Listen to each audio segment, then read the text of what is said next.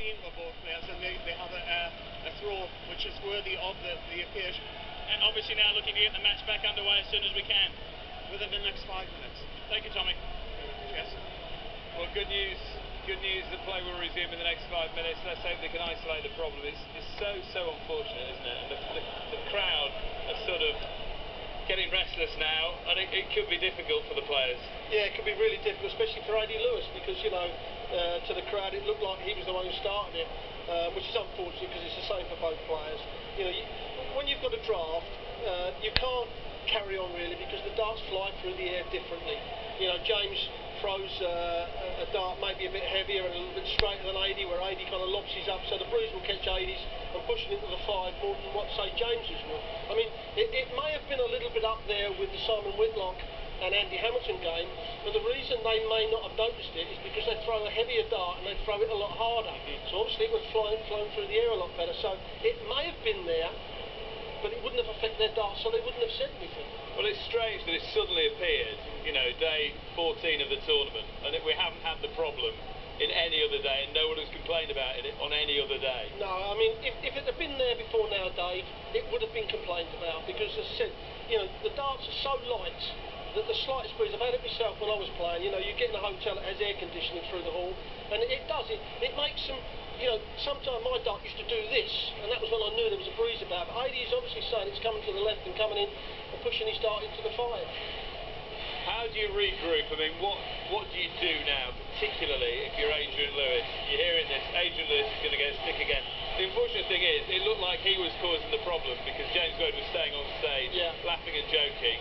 Adrian Lewis was shaking his head and walking off stage, and the crowd instantly thought it was Adrian Lewis complaining, whereas, of course, we know it's both players. Yeah, no question. Well, it's going to be tough for Adi. It really is. James could play massive gamesmanship here, which he hasn't done because James has walked off stage now. I have to say, Eric in his day would have just said, no, we're playing on, come on, this ain't that bad, to try and, you know, get the upper hand on his opponent. But with James walking off as well, it makes it the same for both players. The players are coming back.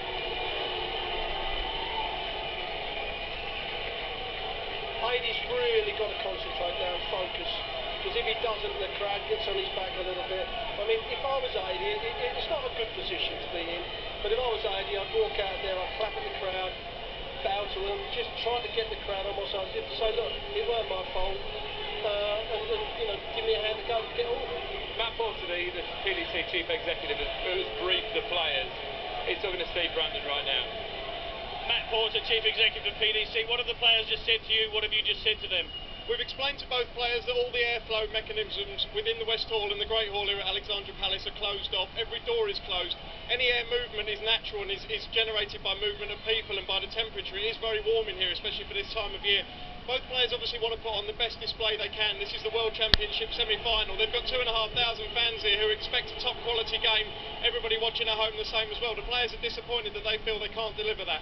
They've both agreed that they will continue. The conditions are the same for both players. They've both agreed that they'll continue and play to a winner with this game now. We've done everything we can to ensure that there's no airflow within the building here, and we're hoping that the rest of the game can continue without incident.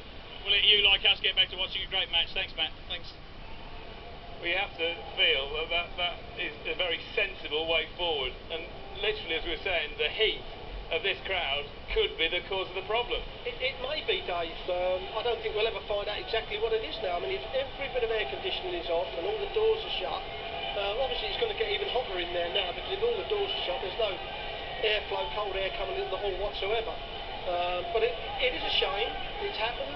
But what they've got to do now, if they've agreed to get on with it, then you've got to get on with it. You know, you've got to do whatever you do to get into the final. Will this game come alive now, do you think? Well, I think for this next set, we could see a little bit of a ropey set before they can get the momentum back, the adrenaline going. But this is an absolute crucial set for Adie. Relief that we're back on. And if he answers here with a ton. Well, I have to say that... It's brilliant. Yeah, Adrian Lewis. Yeah, absolutely brilliant from Adrian Lewis. And the darts went in perfectly. There weren't no airflow coming across them darts.